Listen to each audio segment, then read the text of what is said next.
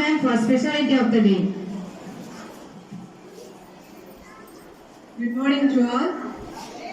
Today, November 14, Children's Day, and also the Berlin Conference opened, in which the European countries involved in Africa met to discuss their claims to the continent. Thank you. Happy Children's Day. Thank you, ma'am. Next, speech for Facebook. Good morning to one and all present here. First of all, I wish you all a very happy Children's Day. Today is a special day for each one of us, and as Dr. APJ Abdul Kalam says, the future of the nation lies in the hands of children.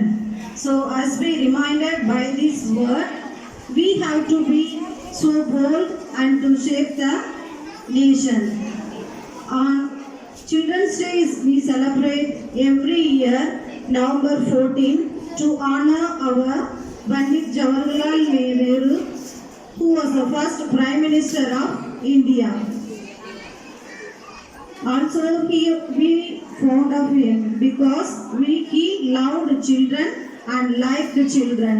As he says, the future of the nation is only the children, and he always encourages children to work hard and to with curiosity. So on this day, children, we have to take a pledge. Now shall we say a pledge? Now stretch your hand, everybody. Stretch your hand. As I say, you have to repeat it. Okay? Please stretch your hand.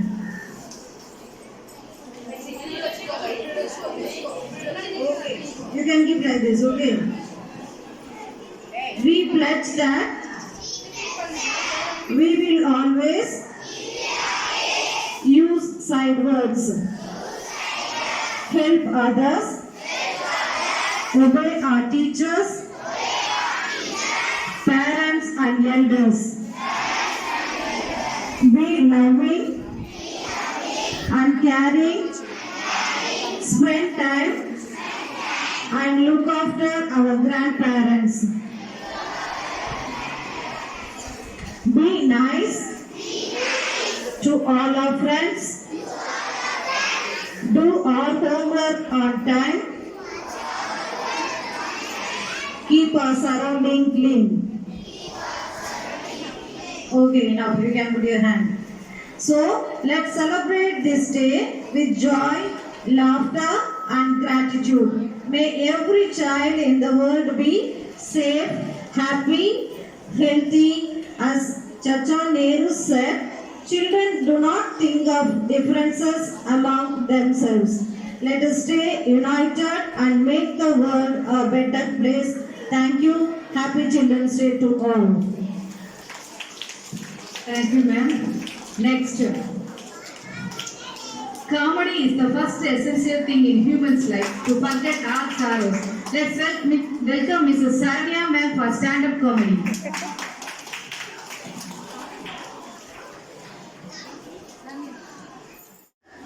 இப்போ வந்து நம்ம என்ன பண்ண போறோம்? Stand up comedy. காமெடினா என்ன தெரியுமா? என்ன பண்ணாலும் என்ன பண்ண? சிரிக்கணும். ஓகேவா? சிரிப்பு வந்தாலும் சிரிக்கணும், சிரிப்பு வராட்டாலும் என்ன பண்ணணும்? சிரிக்கணும். ஓகே.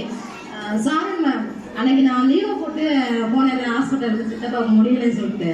அங்கே போயிட்டு மாட்டுத்தாவலில் இறங்கிட்டு ஹாஸ்பிட்டலுக்கு எனக்கு வழி தெரியல.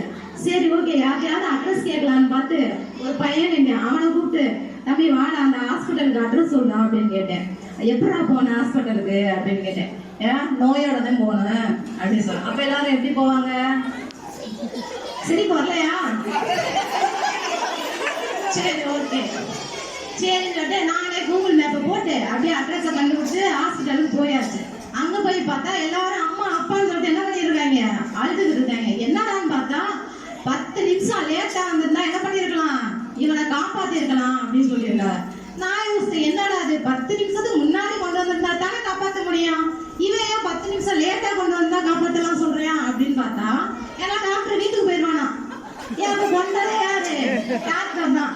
சரி ஓகே அப்படின்னு சொல்லிட்டு உள்ள போனா டாக்டரே அங்கே புலம்பிட்டு இருக்காரு. என்னடா ஏன் டாக்டர் பண்ணிட்டாரான்னு பார்த்தா ஆபரேஷன் வந்து மாத்து பண்ணிட்டாராம். சரி என்னடா பண்ணாரு அப்படின்னு பார்த்தா ரைட் கால்ல பண்ண வேண்டிய ஆபரேஷன் என்ன பண்ணிட்டாரு, லெஃப்ட் கால்ல பண்ணிட்டாரு. அதோட புலம்பிட்டு சரி நம்ம பேஷண்ட போய் உண்மையை சொல்லல அப்படின்னு நினைச்சிட்டு எங்க போறாரு, பேஷண்ட போய் இந்த மாதிரி தெரியாம பண்ணிட்டேன் என்னை மன்னிச்சிருங்க அப்படின்னு சொல்லியிருக்காரு.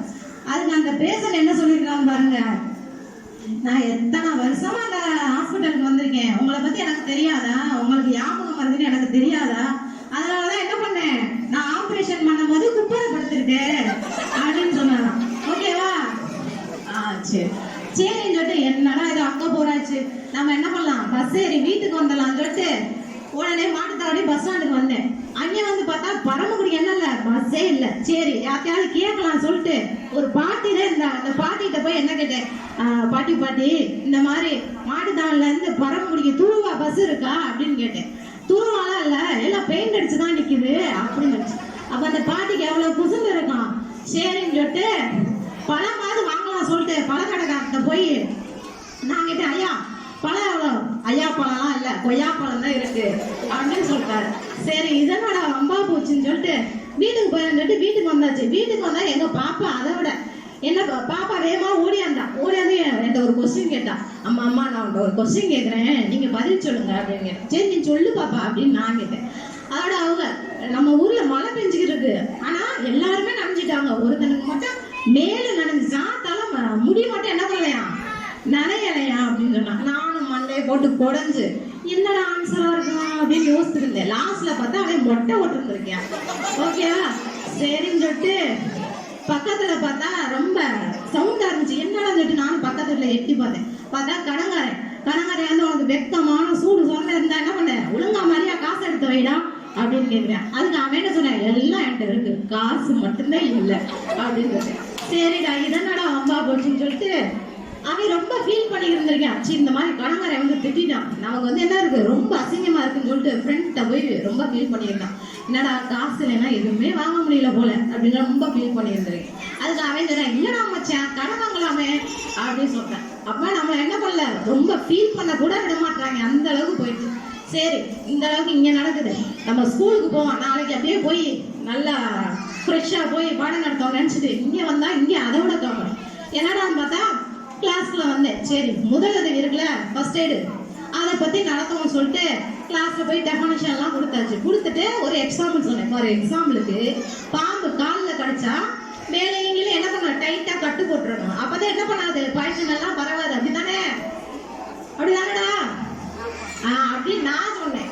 அதுக்கு ஒரு டக்குன்னு எந்திரிச்சு அப்ப கழுத்துல போட்டா அப்ப என்ன பண்றது முடிஞ்சா எனக்கு பாடம் நடத்துற மூட என்னாச்சு போச்சு. சரின்னு சொல்லிட்டு சாய்ராமன் அன்னைக்கு கூட மழை பெஞ்சுல ரீசெண்டா அன்னைக்கு மழை பெஞ்சப்ப நான் மேம் வரலன்னு சொல்லிட்டு ஆக்டிங் போட்டிருந்தாரு. சரின்னு சொல்லிட்டு ஒரு சின்ன கிளாஸுக்கு போனேன். அங்கே போய் உட்காந்து சரி என்ன சும்மா இருக்கு உட்கார ஏதாவது நடத்துவோம்னு சொல்லிட்டு இந்த மரபு சொற்கள் இருக்கு தெரியுமா, அதை நடத்தினேன். காகம் கரையும் சிங்கம் கட்சிக்கும் புலி என்ன பண்ண உருமம் அப்படின்னு நடத்தினேன். எல்லாரும் என்ன பண்ணாங்க ஆன்னு சொல்லிட்டு என்ன பண்ணியிருக்காங்க என்னைய கவனிச்சுக்கிட்டே இருக்காங்க. ஓகே ஒருத்தன் என்ன பண்ணி அப்படியே கண்ணத்துல கைய வச்சுட்டு ஜன்னல் வெளியே ஆன்னு பார்த்துருக்கீங்க. நானும் போயிட்டு டே என்னடா பார்த்துருக்கீங்க அப்படின்னு நான் கேட்டேன். இல்ல மேம் காக்கா அப்படின்னு.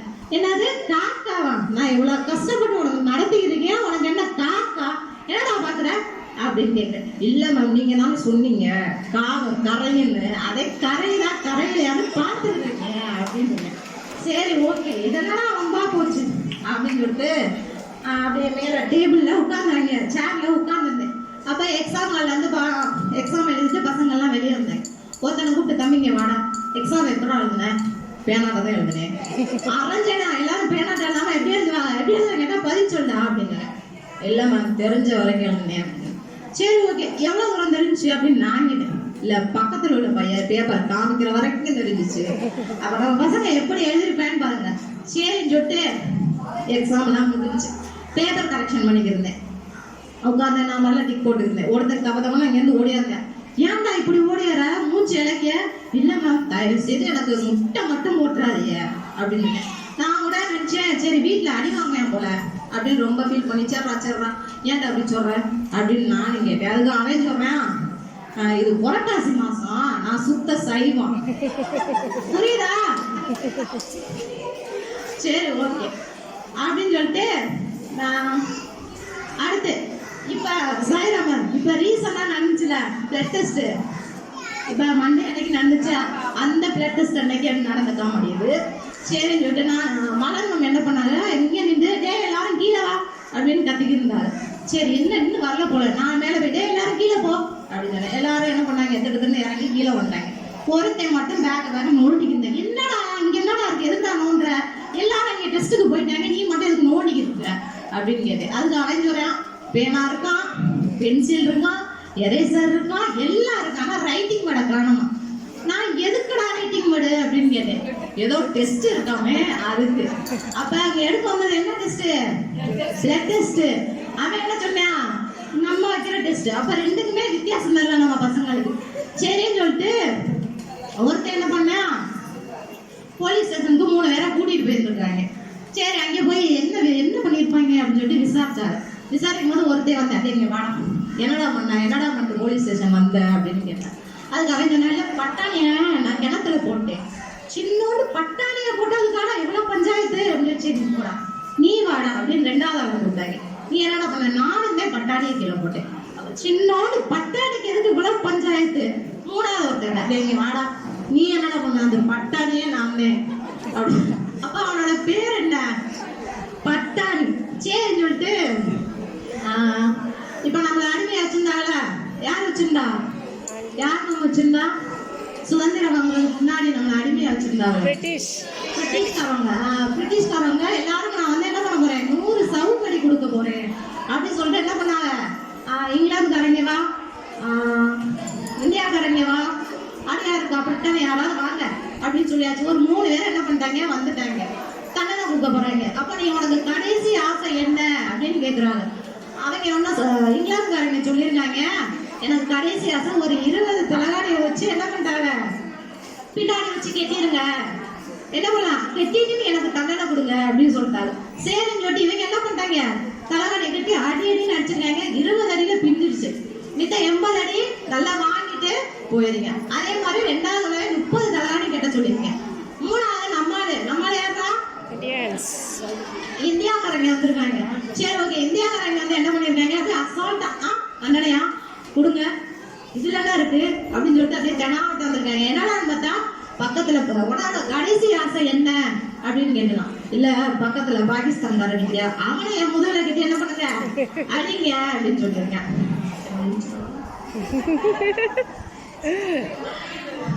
சரி ஓகே லாஸ்ட்ல இதெல்லாம் பண்ணியாச்சு லாஸ்ட்ல அவருக்கு ரொம்ப கஷ்டமா இருக்குன்னு சொல்லிட்டு ஜோசியம் பார்க்க போவாங்கல்ல அது மாதிரி ஜோசியம் பார்க்க போயிருக்காங்க அங்கே போயிட்டு ஒருத்த கைரேகையை காமிச்சு பாருங்க வாழ்க்கை ரொம்ப கஷ்டமா இருக்கு பாருங்க அப்படின்னு சொல்லி சரி ஜோசியர் பார்த்து என்ன பண்ணிருக்காரு உனக்கு ஆயில் ரேட்டெல்லாம் ரொம்ப நல்லா இருக்கு அப்படின்னு சொல்லி அப்போ அந்த பெட்ரோல் டீசல் ரேகையெல்லாம் கொஞ்சம் பார்த்து சொல்லுங்க அப்படின்னு என்ன பண்ணிருக்காங்க சொல்லியிருக்காங்க சரி ஓகேவா அப்ப வாழ்க்கைங்கிறது என்னது ரொம்ப கஷ்டம் நீங்க என்ன பண்ணணும் அதை சிரிச்சுக்கிட்டே என்ன பண்ணி போகணும் கடந்து போய்கிட்டே இருக்கணும் ஓகேவா தேங்க்யூ ஹாப்பி சில்ட்ரன்ஸ் இன்று மலர்ந்திருக்கும் மலர்களுக்கோ அமர்ந்திருக்கும் என் மாணவ செல்வங்களுக்கு இனிய குழந்தைகள் தின நல்வாழ்த்துக்கள் உங்களோட சேர்ந்து நூலகத்தில் நான் படித்த புதுமையான சிறுவர் கதைகள் அப்படிங்கிற புத்தகத்திலிருந்து ஒரு சின்ன கதையை உங்களுக்கு நான் சொல்கிறேன் நல்லா கவனி யாரும் பேசாதீங்க அமைதியாரு சேத்துப்பட்டு அப்படின்ற நாட்டில் சேப்பன் அப்படின்ற மன்னன் ஆட்சி செஞ்சு வர்றான் அவன் எல்லாமே நல்ல செல்வ செழிப்போட இருக்கான் இயற்கையிலேயே அவனுக்கு பாருங்க தீராத தலைவலி வந்துருது அப்ப என்ன பண்றான் அரசனால எல்லா வைத்தியங்களையும் கூட்டிட்டு வந்து வைத்தியம் பார்க்கறான் அவனுக்கு தலைவலி குறைஞ்ச பாடு இல்லை பக்கத்து நாட்டுக்காரவங்க எல்லாருமே வந்து பார்க்கறாங்க தலைவலி குறையவே இல்லை பக்கத்து நாட்டுக்காரவங்க ஜோசியர் என்ன பண்றாரு நீங்க கடவுள்கிட்ட போய் வேண்டுங்க உங்களோட தலைவலி குறைஞ்சிரும் அப்படின்னு சொல்றாரு உடனே இவர் என்ன பண்றாரு கடவுள்கிட்ட போய் வேண்டிட்டு உன் கோவிலுக்கு பக்கத்திலேயே ஒரு குளம் பால் குளம் அமைக்கிறேன் எனக்கு ஏன் தலைவலியே போகும் அப்படின்னு சொல்றாரு அதே மாதிரி கொஞ்ச நாள்ல என்ன ஆயிருக்கு பாத்தீங்க அப்படின்னா அவனோட தலைவலி கொஞ்சம் கொஞ்சமா குறைஞ்சிருது